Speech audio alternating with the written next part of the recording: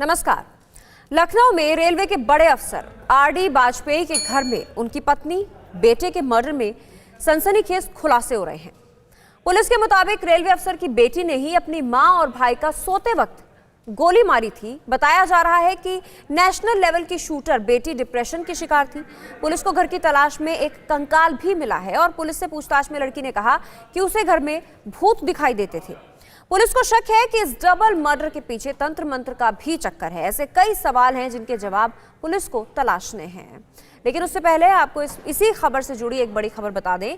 Lucknow double murder case में एक बेहद चौंकाने वाला खुलासा हुआ है। तंत्र मंत्र के चक्कर में हत्या की आरोपी बेटी है, ऐसा बताया जा रहा है। पुलिस की तरफ से आरोपी बेटी के कमरे से एक नरकंकाल मिला है। लड़की के कमरे से रोती हुई स्माइली की फोटो भी मिली है। लखनऊ में कल मां और बेटे की हत्या हुई थी और ये तस्वीर भी दिखा रहे हैं हम आपको।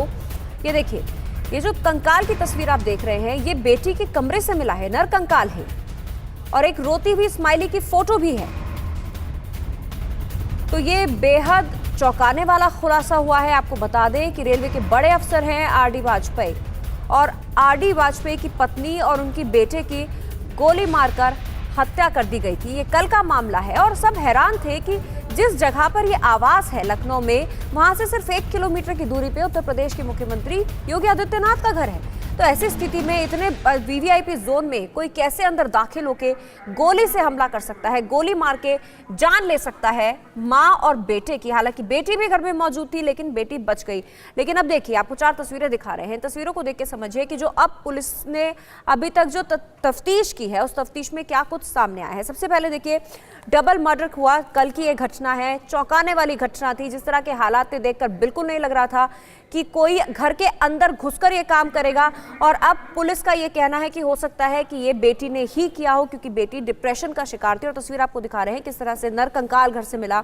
एक रोती हुई स्माइली की तस्वीर उस लड़की के घर से मिली, उस लड़की के कमरे के अंदर से मिली है। और अब पुलिस आगे की तफ्तीश इसी दिशा में आगे बढ़ा रही है। तंत्र मंत्र के एंगल से पुलिस पूरे मामले की जांच कर रही है। पुलिस का बयान, आरोपी लड़की को दिखते थे भूत। आरोपी लड़की ने खुद बताया शनिवार को भी उसे भूत दिखा था। लड़की के हाथ पर मिले थे ब्लेड से कटे होने के निशान। लड़की ने ब्लेड से काटकर हाथ पर लिखा था गॉड। और ये देखिए, ये बहुत ही विचलित कर सकती हैं तस्वीरें और बहुत चौंकाने वाली भी हैं। इस तरह की तस्वीरें देखकर कोई भी सोच सकता है कि एक घर में इस तरीके की मानसिकता वाला व्यक्ति कैसे पनप रहा था। क्यों?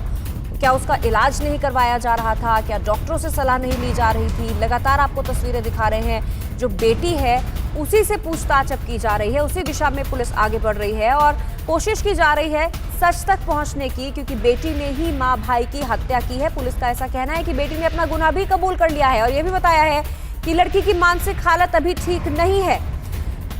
रेलवे के बड़े अधिकारी हैं आरडी वाजपेयी, जिनकी पत्नी और जिनकी बेटे की हत्या कर दी गई और जो बेटी है वो भी उस वक्त घर में मौजूद थी। पहले इस तरह की खबरें आ रही थी कि बेटी बेहोश हो गई है और उसके बाद उसे अस्पताल में भर्ती कराया गया है। लेकिन जैसे जैसे पुलिस की तफ्तीश आगे बढ़ी तो पता चला कि बेटी ही कह रही है और उसने ये बात कबूल कर ली है कि वो ही जिम्मेदार है इस हत्या के पीछे। तो बेटी ने डबल मर्डर की बात कबूली है। लखनऊ पुलिस ने दावा किया है लड़की ने अपनी मां और भाई की हत्या की है। पुलिस ने यह भी कहा कि लड़की की मानसिक हालत अभी ठीक नहीं है। लखनऊ के घर में ही लड़की से पुलिस पूछताछ कर रही है। हमारे साथ जुड़ रहे हैं मनीष यादव लखनऊ से लाइव। मनीष, ये बहुत चौंकाने वाला खुलासा है। कल जिस वक्त एक खबर आई थी उस वक्त कोई सोच भी नहीं सकता था कि उस घर में जो लड़की मौजूद है, जो वो अपनी मां को मार सकती है, अपने सगे भाई को मार सकती है और अब पुलिस उसे ही आरोपी बना रही है। देखिए, बिल्कुल पुलिस ने जो पूछताछ में जो चीज़ें आई हैं वो बेहद चौंका देने वाली हैं।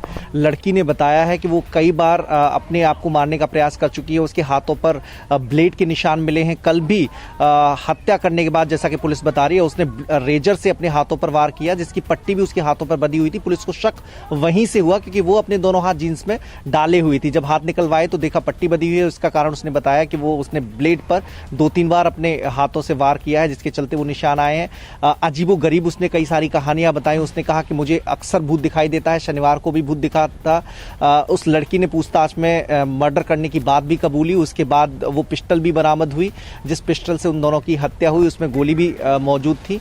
5 गोलियां उसमें मौजूद थी। 3 गोली उसने 2 गोली अपनी मां को, 1 गोली अपने भाई को मारी थी। तो वो सारी चीजें आई हैं। एक शोपीस मिला जो सारी चीजों को तंत्रबंध की तरफ भी इशारा कर रहा है। पुलिस उस एंगल से भी उस लड़की से पूछताछ कर रही है कि क्या इस घटना में, जिस तरह से वो बता रही है कि अक्सर उसे भूत दिखाई दिया करते थे और शनिवार को भी घटना वाले दिन भी उसे भूत दिखाई दिया। वो 3 साल से लगभग डिप्रेशन में थी, अजीब अजीब बातें किया करती थी, अजीब अजीब कहानियां उसके पास थी। तो कहीं ये सारी चीजें तंत्र मंत्र उस विद्या का नतीजा तो नहीं है जिसके चलते ये सारी घटना घटी है। तो पुलिस अभी लगातार पूछताछ कर रही है क्योंकि लड़की कुछ बोल पाने की स्थिति में नहीं थी। देखिए 10वीं की छात्रा बताई जा रही है, 10वीं में पढ़ा करती थी। इसके अलावा ये शूटर भी थी। उसी का इसे कई सारे प्रमाण पत्र वहां से मिले हैं जो उसने स्कूल में शायद हासिल की है, स्कूल में जीते हैं। अपनी माँ और भाई के साथ वो इसी घर में काफी लंबे अरसे से रह रही थी क्योंकि पिता की पोस्टिंग दिल्ली में थी और ये तीनों लोग यहाँ पर रहा करते थे। ननिहाल भी लड़की की यही लखनऊ में बताई गई है। बहुत बहुत शुक्रिया आपको मनीष, सारी जानकारी के लिए। तो ये बेहद चौंकाने वाला खुलासा है कि जो लड़की उस घर में मौजूद थी उसी ने अपनी मां की और अपने सगे भाई की हत्या कर दी। और ये सनसनीखेज मामला जो है फिलहाल अभी भी पुलिस के लिए एक पहेली बना हुआ है क्योंकि लड़की अजीब अजीब तरह की बातें कर रही है। वो कह रही है उसे भूत दिखते हैं, उसके कमरे से नरकंकाल मिला है, एक रोते हुए स्माइली की तस्वीर मिली है और उसके हाथ पे ब्लेड से कटे के निशान है। जैसे जैसे तफ्तीश आगे बढ़ेगी जो भी अपडेट होगा आप तक पहुंचाएंगे। अड़ी सोमवार से शुक्रवार शाम 6 बजे सिर्फ TV9 भारतवर्ष पर।